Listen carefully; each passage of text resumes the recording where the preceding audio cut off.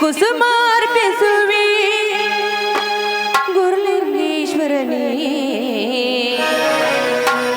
ಅರಕೇರಿ ಗ್ರಾಮದಲ್ಲಿ ನೆಲೆಸಿದವನೇ, ಅರಕೇರಿ ಗ್ರಾಮದಲ್ಲಿ ನೆಲೆಸಿದವನೇ. ಭಕ್ತಿ ಕುಸುಮಾರ್ಪಿಸುವೆ ಗುರುಲಿಂಗೇಶ್ವರನೇ, ಭಕ್ತಿ ಕುಸುಮಾರ್ಪಿಸುವೆ ಗುರುಲಿಂಗೇಶ್ವರನೇ. ಅರಕೇರಿ ಗ್ರಾಮದಲ್ಲಿ ನೆಲೆಸಿದವನೇ, ಅರಕೇರಿ ಗ್ರಾಮದಲ್ಲಿ ನೆಲೆಸಿದವನೇ. ಭಕ್ತಿ ಕುಸುಮಾರ್ಪಿಸುವೆ.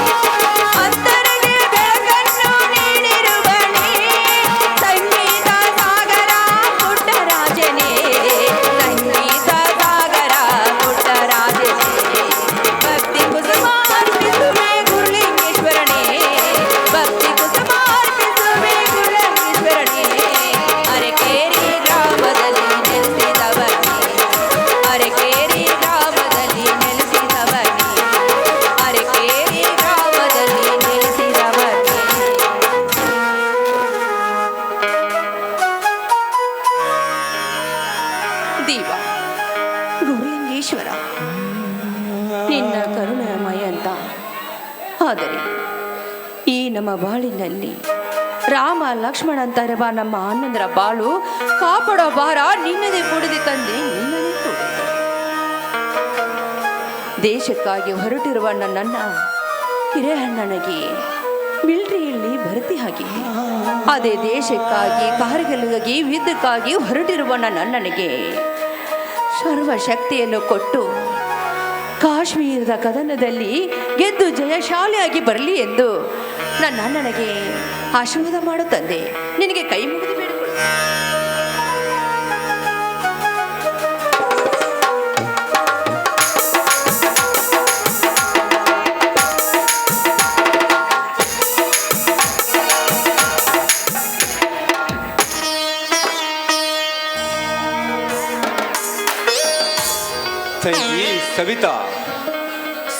ಮೇವ ಜಯತೆ ಎನ್ನುವ ಶಬ್ದ ಇನ್ನೂ ಸತ್ತಿಲ್ಲ ತಂಗಿ. ಸತ್ಯವಂತರಿರುವವರೆಗೂ ಸತ್ಯ ಸಾಯುವುದಿಲ್ಲಮ್ಮ, ಸತ್ಯ ಸಾಯುವುದಿಲ್ಲ. ಯುದ್ಧಕ್ಕೆ ಹೊರಟಿರುವ ನನ್ನ ತಮ್ಮ ಗೆದ್ದು ಬಂದೇ ಬರ್ತಾನಮ್ಮ, ಗೆದ್ದು ಬಂದೇ ಬರ್ತಾನೆ. ಹೌದಣ್ಣ, ನನ್ನ ಅಣ್ಣಂದರು ಭಂಡಾರದಲ್ಲಿ ಹೃದಯದಲ್ಲಿ ಸೋಲು ಎನ್ನುವ ಶಬ್ದಕ್ಕೆ ಸ್ಥಳವೇ ಇಲ್ವೇ ಅಣ್ಣ?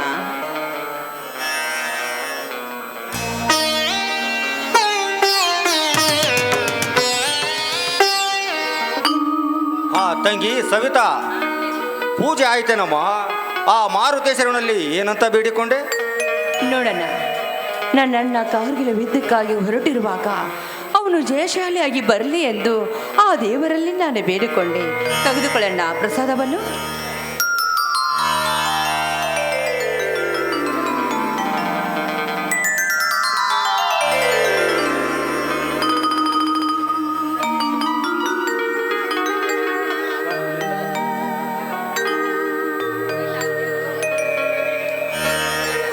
ತಂಗಿ ಸವಿತಾ,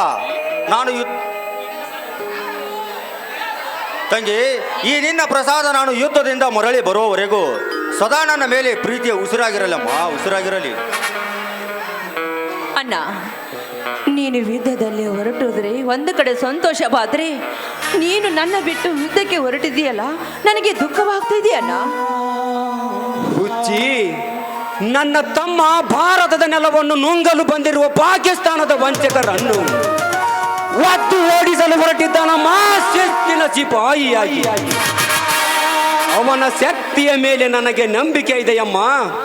ಅದು ಆಗಲ್ಲಣ್ಣ, ಅವನು ಸರಿಯಾಗಿ ಊಟ ಮಾಡ್ತಾನೋ ಇಲ್ವೋ ಅಂತ. ಅದಕ್ಕೆಲ್ಲ ವ್ಯವಸ್ಥೆ ಮಾಡಿರುತ್ತದೆಯಮ್ಮ ನಮ್ಮ ಭಾರತ ಸರ್ಕಾರ. ಆದರೆ ಮಾಡುವುದೊಂದೇ ಕೆಟ್ಟ ಕಾರ್ಬಾರ. ಲಂಚವೆಂಬ ಕೊಂಚ ಕಾಂಚನವನ್ನು ಮಂಚದ ಮೇಲಿರಿಸಿ ಕಾಮಿನಿಯರಿಗೆ ತೂರಿ ಕಾಮದಾಹ ತೀರಿಸಿಕೊಳ್ಳುತ್ತಿರುವ ಭ್ರಷ್ಟ ರಾಜಕಾರಣಿಗಳು ತುಂಬಿಕೊಂಡಿದ್ದಾರಮ್ಮ ಈ ನಮ್ಮ ಸಮಾಜದಲ್ಲಿ. ಅಂತ ಕೆಟ್ಟ ಕಾಮುಕರನ್ನು ಒತ್ತು ಬುದ್ಧಿ ಕಲಿಸುವ ವೀರಾದಿ ವೀರರಮ್ಮ ಈ ನಿನ್ನ ಅಣ್ಣಂದಿರು. ಹೌದಣ್ಣ, ಅಷ್ಟೇ ಅಲ್ಲ, ರಾಜಾದಿರಾಜ ಈ ನನ್ನ ರವಿರಾಜ. ಈ ಸವಿತಾ, ಈ ನಿನ್ನ ಸವಿಯಾದ ಮಾತನ್ನು ಕೇಳಿ ಕರಗಿತಮ್ಮ ನನ್ನ ಮನ. ಅಣ್ಣ, ನಮ್ಮ ತಂಗಿ ತುಂಬಾ ಜಾಣೆ, ಬಂಗಾರದಂತ ತಂಗಿ ನಮ್ಮ ತಂಗಿ. ನೀನು ಹೇಳುತ್ತಿರುವ ಮಾತು ಸತ್ಯವಿದೆ ರಣಜಿತ. ಆನಂದದ ಆಗಸವನ್ನೇ ಹೊತ್ತು ನಿಂತಿರುವ ನಗುಮುಖ, ಪ್ರೀತಿಯನ್ನೇ ತುಂಬಿಕೊಂಡಿರುವ ಮನಸ್ಸು ಎಷ್ಟು ವರ್ಣಿಸಿದರೂ ಕಡಿಮೆನೇ. ಅಣ್ಣ, ಪತಿವ್ರತೆಯ ಪಾವಿತ್ರ್ಯತೆಯನ್ನು ಹೊತ್ತಿರುವ ಈ ನಮ್ಮ ತಂಗಿಯ ಕತ್ತಿನಲ್ಲಿ ಒಂದು ಮುತ್ತಿನಂತ ಕರಿಮಣಿ ಸರವನ್ನು ಕಟ್ಟಿಸಿದರೆ ಎಷ್ಟೊಂದು ಶೋಭೆ. ಪ್ರೀತಿಗೆ ಪಾತ್ರವಾಗಿರುವ ಈ ನನ್ನ ಪ್ರೀತಿಯ ತಂಗಿಗೆ ಪ್ರೇಮ ಸಿಂಹಾಸನದ ಮೇಲೆ ಕೂಡಿಸಿ ತೂಗು ಉಯ್ಯಾಲೆ ಆಡಿಸುವ ಗಂಡನನ್ನೇ ಹುಡುಕೋಣ ಬಿಡಪ್ಪ.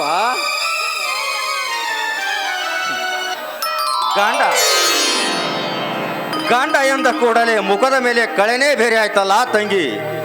ಈ ನಿನ್ನ ಮುದ್ದಾದ ಮುಖಕ್ಕೆ ಮುತ್ತಿನಂತ ವರವನ್ನೇ ಹುಡುಕುವೆ. ಒಟ್ಟಿನಲ್ಲಿ ಸದಾ ಈ ನನ್ನ ತಂಗಿ ನಗು ನಗುತ್ತಾ ಇರಬೇಕು. ಸುಖ ಜನನಿ ಜನ್ಮ ಭೂಮಿಷ್ಟಿ ಸ್ವರ್ಗಾಯಿಸಿ ಎಂಬಂತೆ ಈ ನನ್ನ ಒಡ ಹುಟ್ಟಿದ ತಂಗಿಯಲ್ಲಿ ಪ್ರೀತಿ ಕಾಣುವುದೇ ಸ್ವರ್ಗ, ಅದೇ ನನ್ನ ಮಾರ್ಗ. ಸವಿತಾ, ನಾನು ರಣಜೀತನನ್ನು ಬಸ್ ಸ್ಟ್ಯಾಂಡ್ವರೆಗೆ ಬಿಟ್ಟು ಹಾಗೆ ಹೊಲಕ್ಕೆ ಹೋಗಿ ಬರುತ್ತೇನೆ. ನೀನು ಇಲ್ಲೇ ಇರಮ್ಮ. ಅಣ್ಣ, ನಾನು ನಿನ್ನ ಜೊತೆ ಹೊಲಕ್ಕೆ ಬರ್ತೀನಣ್ಣ. ಏನು, ನೀನು ಹೊಲಕ್ಕೆ ಬರುವುದೇ? ಹೌದಣ್ಣ. ಬೇಡಮ್ಮ ಬೇಡ. ಒಂದು ವೇಳೆ ಅಪ್ಪಿ ತಪ್ಪಿ ಹೂವಿನಂತಿರುವ ಈ ನಿನ್ನ ಪಾದಕ್ಕೆ ಮುಳ್ಳು ಚುಚ್ಚಿದರೆ ನನ್ನ ಹೃದಯಕ್ಕೆ ಚುಚ್ಚಿದಂತಾಗುತ್ತದೆ ಅಮ್ಮ, ನನ್ನ ಹೃದಯಕ್ಕೆ ಚುಚ್ಚಿದಂತಾಗುತ್ತದೆ. ಅಣ್ಣ, ನಿಮ್ಮಂತ ಹಣ್ಣನ್ನು ಪಡೆದ ನಾನೇ ಭಾಗ್ಯಶಾಲಿಯನ್ನ, ನಾನೇ ಭಾಗ್ಯಶಾಲಿ. ಅಂದಾಗೆ ನೀವು ನನ್ನ ಪಾಲಿಗೆ ದೈವ ಮಾನವರನ್ನ. ದೇವ ಮಾನವ ನಾನಲ್ಲವಮ್ಮ, ದೇವ ಮಾನವ. ಜಾತಿಯ ಭೂತವನ್ನು ಹೊಡೆದೋಡಿಸಿ ಮೇಲು ಕೀಳು ಉಚ್ಚ ನೀಚರೆಂಬ ತಾರತಮ್ಯ ಮಾಡದೆ ಸಮಾನತೆಯ ಸಮಾಜವನ್ನು ಕಟ್ಟು ಬಯಸಿದ ಶ್ರೀ ಜಗಜ್ಯೋತಿ ಬಸವೇಶ್ವರ ನಮ್ಮ ನಿಜವಾದ ದೇವ ಮಾನವ. ಅವರಂತೆ ಅಷ್ಟ ಐಶ್ವರ್ಯಗಳಿಗೆ ಆಸೆ ಪಡದೆ ಸ್ವಾರ್ಥದಾಸೆಗೆ ಮೋಸ ಹೋಗಿರುವ ಕೆಟ್ಟ ಪ್ರಪಂಚವನ್ನು ತ್ಯಜಿಸಿ ಒಂಟಿ ಜೀವನ ಸಾಗಿಸಿ ಏಕಾಂಗಿಯಾಗಿ ತಪವಗೈದು ಮನುಷ್ಯ ಕುಲಕ್ಕೆ ಮುಳ್ಳಾಗಿರುವ ಸ್ವಾರ್ಥ ದಾಸೆಯನ್ನು ತೊಲಗಿಸಿ ಕಾಮ ಕ್ರೋಧಗಳನ್ನು ಸುಟ್ಟು ಭಸ್ಮ ಮಾಡಿ ಶಾಂತಿಯ ಮಂತ್ರ ಹೇಳಿದ ಬಿಜಾಪುರದ ಶ್ರೀ ಸಿದ್ದೇಶ್ವರರ ಮಾಲಿಜವಾದ ದೇವಮಾನ ಸತ್ಯವಾದ ಮಾತನ್ನೇ ಹೇಳಿದೆನಾ? ಹಾ ತಂಗಿ ಸವಿತಾ, ನಾನು ಯುದ್ಧಕ್ಕೆ ಹೊರಡುವ ಮುನ್ನ ಒಂದು ಸಂತೋಷದಿಂದ ಹಾಡು ಹೇಳಿ ಕಳಿಸಿಕೊಡಮ್ಮ ಈ ನಿನ್ನ ಅಣ್ಣನನ್ನು. ಆಯ್ತಣ್ಣ, ನಿಮ್ಮ ಇಷ್ಟನೇ ನನ್ನ ಇಷ್ಟ.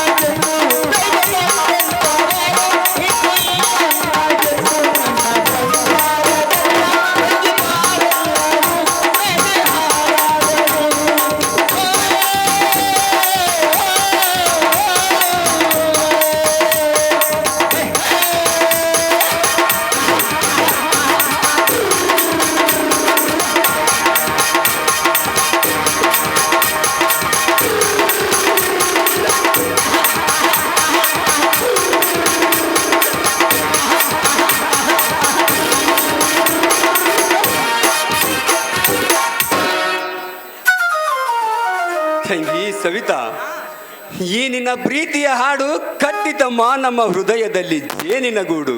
ಆಹಾ ಅಣ್ಣ, ಏನು ನಮ್ಮಿಬ್ಬರ ಅಣ್ಣಂದರಿಗೆ ಕಸಕಸಿ ಪಾಯಸ ಮಾಡಿದ್ದೇನೆ, ಬನ್ನಿ ಎಲ್ಲರೂ ಸೇರಿ ಊಟ ಮಾಡುವಿರಂತೆ. ಆಯ್ತು, ಹಾ ನಡೆಯಮ್ಮ. ಸರಿ ಬನ್ನಿ.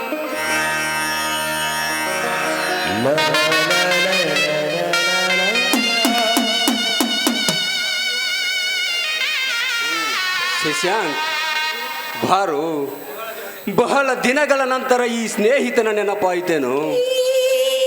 ಶಶಾಂಕ, ಅದಿರಲಿ, ನಿನ್ನ ಮುಖ ಯಾಕೋ ಸಪ್ಪಾಗಿದೆಯಲ್ಲ, ಸರಿಯಾಗಿ ಊಟ ಮಾಡುತ್ತಿಲ್ಲವೇನು?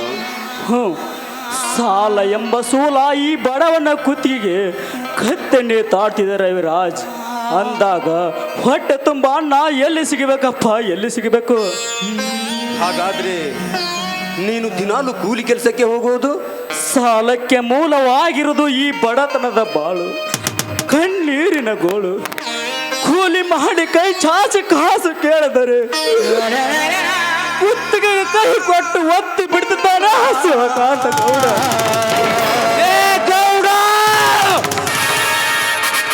ಅಷ್ಟೇ ಅಲ್ಲ ರವಿರಾಜ, ನಾನು ಆ ಗೌಡ ಹತ್ರ ಸಾಲ ಮಾಡಿದ್ದು 5 ಲಕ್ಷ, ಅದಕ್ಕೆ ಬಡ್ಡಿ ಸೇರಿಸಿ 15 ಲಕ್ಷ ಎಂದು ಸಾರುತ್ತಿದ್ದಾನೆ ಆ ಶಿವಕಾಂತ ಗೌಡ.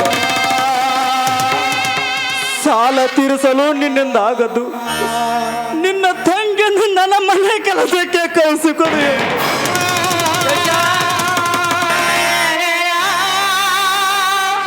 ಏನು ಮಾಡಲ ವಿರಾಜ?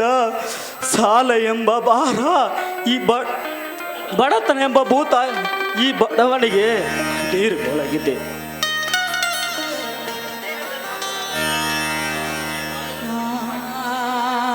ನಿನ್ನ ಮನೆಗೆ ಬಾಗಿಲಿ ಬಂದು ಭಿಕ್ಷೆ ಬಡನ್ನೈತೆ. ಶಶಾಂಕ, ಈ ನಿನ್ನ ಮಾತು ಕೇಳಿ ನನ್ನ ಕರಳು ಹಿಂಡಿದಂತಾಗುತ್ತಿದೆ. ನಿನಗೆ ಎಷ್ಟೋ ಸಾರಿ ಹೇಳಿದೆ, ಆ ಹೇಸಿಗೆ ತಿನ್ನು ಹೇಸಿಗೌಡನ ಸಹವಾಸ ಮಾಡಬೇಡ ಎಂದು. ಅದಿರಲಿ, ಇಷ್ಟೆಲ್ಲ ನಡೆದರೂ ಈ ವಿಷಯ ನನಗೆ ತಿಳಿಸಲಿಲ್ಲ. ನನ್ನನ್ನು ಕ್ಷಮಿಸಿಬಿಡು ರವಿ. ಈ ನಿನ್ನ ಜೀವನ ಸಂತೋಷದಿಂದ ಸುಗಮಾಗಿ ಸಾಗುತ್ತಿರುವಾಗ ನಾನು ಬಂದು ನಿನ್ನ ಮುಂದೆ ನಿಂತರೆ ನಿನ್ನ ನಗುಮುಖ ಹಾರಿ ಹೋಗುತ್ತೆ ಎಂದು ಈ ವಿಷಯ ನಿನಗೆ ತಿಳಿಸಿರ್ಲಿಲ್ಲಪ್ಪ. ಹೋಗಲಿ ಬಿಡು ಶಶಾಂಕ, ಈಗಲಾದರೂ ನಿನ್ನ ಕೊರಗನ್ನು ನನ್ನ ಮುಂದೆ ಹೇಳಿದೆಯಲ್ಲ, ಅಷ್ಟು ಸಾಕು.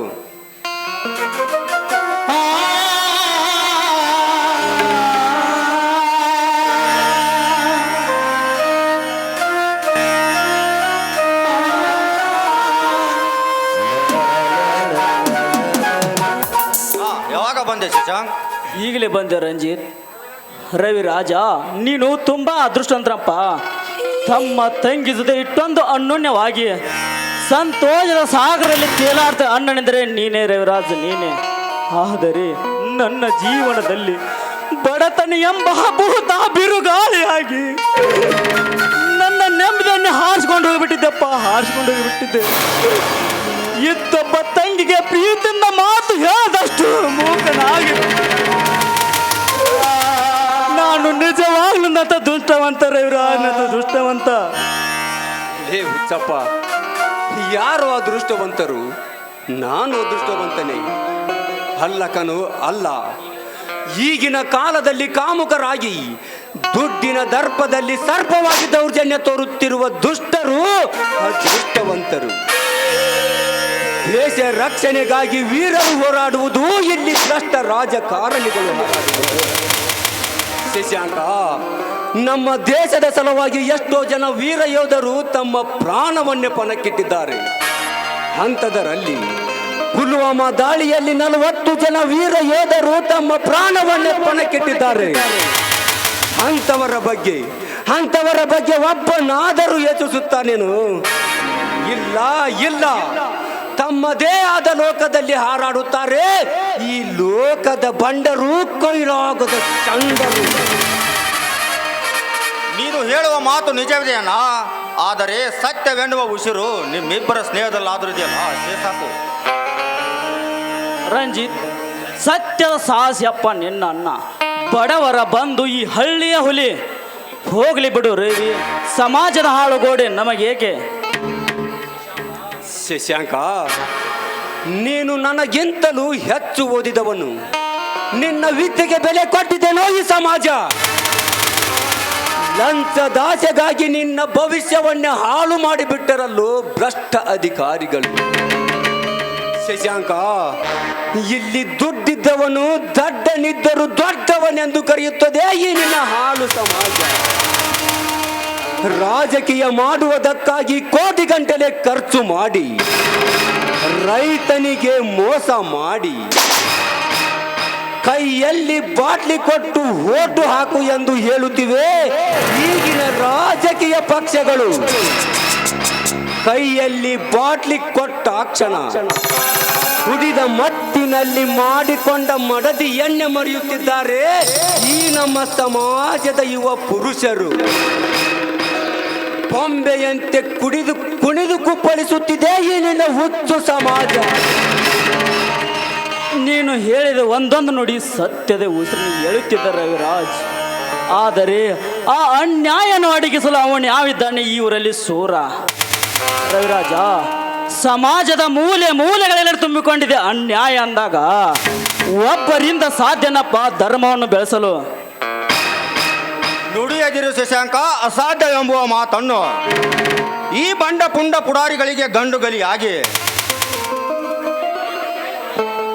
ಅನ್ಯಾಯವನ್ನು ಮೆಟ್ಟಿ ನಿಂತು ಈ ಹಣವಂತರ ಅಟ್ಟಹಾಸ ಅಡಗಿಸುವುದೇ ಈ ಸಿಪಾಯಿಯ ಸವಾಲು. ಮೆಚ್ಚಿದೆ ರಣದೀತ ಈ ನಿನ್ನ ಮಾತನ್ನು. ಶಶಾಂಕ, ಕೇಳಿದೇನೋ ನನ್ನ ತಮ್ಮನಾಡಿದ ಮಾತನ್ನು. ಆ ಹೇಡಿಗೌಡನಾಡಿದ ಮಾತಿಗೆ ತಲೆ ತಗ್ಗಿಸಿಕೊಂಡು ಬಂದಿರುವೆಯಲ್ಲ, ಏನು ಹೇಳಲಿ ನಿನಗೆ? ಒಂದು ವೇಳೆ ನಿನ್ನ ಜಾಗದಲ್ಲಿ ನಾನೇನಾದರೂ ಇದ್ದಿದ್ದರೆ ಆ ಗೌಡನ ಎದೆಗೆ ಒದ್ದು ಕಕ್ಕಿಸಿ ಬಿಡುತ್ತಿದ್ದೆ ಅವನ ಕರ್ಮದ ಕಕ್ಕಸವನ್ನು. ಕಕ್ಕಿಸಿ ಬಿಕ್ಕಿಸಿ ಬಿಡುತ್ತಿದ್ದೆ ಕಾಪಟ್ಯದ ಕೊಳೆಯನ್ನು ತುಂಬಿಕೊಂಡಿರುವ ಆ ಹೇಡಿ ಶಿವಕಾಂತ ಗೌಡನನ್ನು. ಏನು ಮಾಡಲಿ ರವಿರಾಜ, ನನಗೂ ನಿನ್ನಷ್ಟ ರೋಷ ಆವೇಶ ಬರುತ್ತದೆ ಆ ಗೌಡನ ಹೇಸಿ ಕೃತ್ಯ ನೆನೆಸಿಕೊಂಡರೆ. ಆದರೆ ಮನೆಯಲ್ಲಿ ಬೆಳೆದು ನಿಂತಿರುವ ತಂಗಿದ್ದಾಳೆ. ದುಡ್ಡಿನ ದರ್ಪದಲ್ಲಿ ಸೇಡಿನ ಸರ್ಪವಾಗಿ ಕಚ್ಚಿದರೆ ಏನು ಮಾಡಲಿ ರವಿರಾಜ? ಕಟುಕನ ಕೈಯಲ್ಲಿ ಕುರಿ ಸಿಕ್ಕರೆ ಕಚ್ಚಿ ಕಡಿದು ತಿನ್ನು ಹೊರತು ಕರುಣೆ ತೋರೋದಿಲ್ಲ. ಸಾಕಿ ಸಲಹಿದ ಕುರಿಯನ್ನು ಕಟುಕನ ಬಾಯಿಗೆ ಬಲಿಯಾಯ್ತೆಂದು ಕಣ್ಣೀರು ಹಾಕಲು, ಅಥವಾ ಶ್ರೀಮಂತರ ಸ್ವಾಧೀನವಾಯಿತೆಂದು ಕೈಗೈಗಿಸಲಿ. ಏನು ಹೇಳಲಿ ಶಶಾಂಕ? ಈ ನಿನ್ನ ಮಾತು ಕೇಳಿ ನಾನು ಸಹಿತ ಮೂಕನಾದೆನಪ್ಪ. ಈ ಹಳ್ಳಿಯ ಹುಲಿಯಾಗಿ ನೀನೇ ಹೀಗೆ ತಲೆ ತಗ್ಗಿಸಿದರೆ ಹೇಗಣ್ಣ? ಹುಲಿ ಯಾವತ್ತೂ ಇಲ್ಲಿ ಆಗಬಾರದು ಅಣ್ಣ. ಈ ನಿನ್ನ ತಮ್ಮ ಕಾಶ್ಮೀರದಲ್ಲೂ ಹೋರಾಡಿ ವಿದೇಶಿಯರನ್ನು ಒದ್ದು ಓಡಿಸಿ ಈ ನಮ್ಮ ಭೂತಾಯಿಯನ್ನು ವಶಪಡಿಸಿಕೊಳ್ಳಲು ಹೊರಟಿದ್ದಾನೆ ಶಿಸ್ತಿನ ಸಿಪಾಯಿಯಾಗಿ. ಆದರೆ ಇಲ್ಲಿ ನೀನು ಈಗಲೇ ಆ ಗೌಡನ ಕರ್ಮದ ಕೋಟೆಗೆ ನುಗ್ಗಿ ಗರ್ಜಿಸು ಹುಲಿಯಂತೆ. ಹಾಗಾದರೆ ನಾನು ಈಗಲೇ ಆ ಶಿವಕಾಂತ ಗೌಡನ ಮನೆಗೆ ಹೋಗುತ್ತೇನೆ. ಶಶಾಂಕ, ನಿನ್ನ ಸಾಲವನ್ನು ನಾನು ತೀರಿಸಿ ಬರುತ್ತೇನೆ. ನೀನು ಇಲ್ಲೇ ಇರು. ಹಾ ತಂಗಿ ಸವಿತಾ,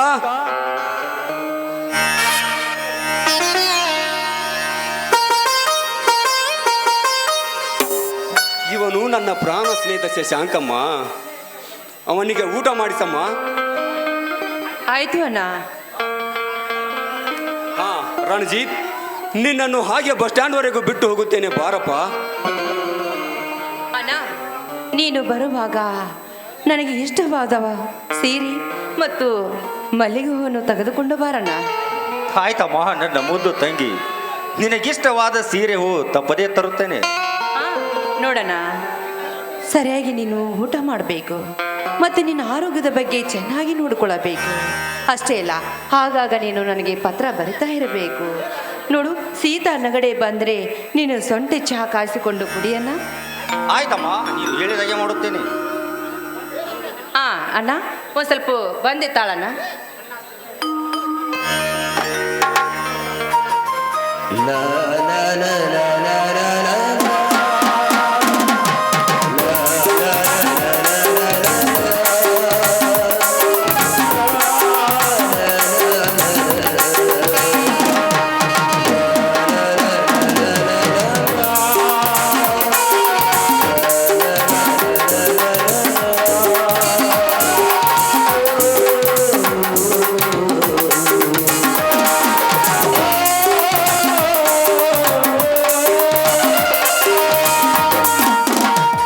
ಅಣ್ಣ ನೋಡಣ್ಣ, ಶುಭ ಕಾರ್ಯಕ್ಕೆ ನೀನು ಹೊರಟಿರುವೆಯ. ಕಾರ್ಗಿಲ್ಗೆ ಯುದ್ಧಕ್ಕೆ ಹೊರಟಿರುವಾಗ ಯಾರ ದೃಷ್ಟಿ ನಿನ್ನ ಮೇಲೆ ಬೀಳಬಾರ್ದಂತ ನಾನು ನಿನಗೆ ನಿದ್ರೆ ತೆಗೆಯುತ್ತೇನೆ. ಒಂದು ಸ್ವಲ್ಪ ಈ ಕಡೆ ನಿಲ್ಲಣ್ಣ.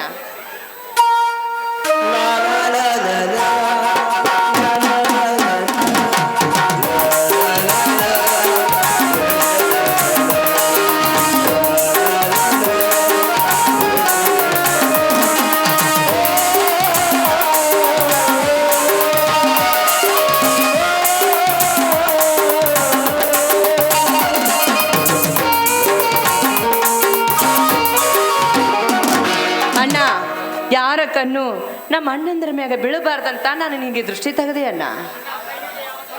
ಅಣ್ಣ, ತಂಗಿಗೆ ಯಾವ ತೊಂದರೆ ಆಗದ ಹಾಗೆ ಹೂವಿನಂತೆ ನೋಡಿಕೊಳ್ಳೋಣ. ಆಯ್ತಪ್ಪ ರಣಜಿತ. ಆದಷ್ಟು ಸಾಕು ಬರಮ್ಮ, ಗೊತ್ತಾಯ್ತು. ಅಣ್ಣ ಅಣ್ಣ ಆದಷ್ಟು ಬೇಗ ಬಂದ್ಬಿಡಣ್ಣ. ಆಯ್ತಮ್ಮ.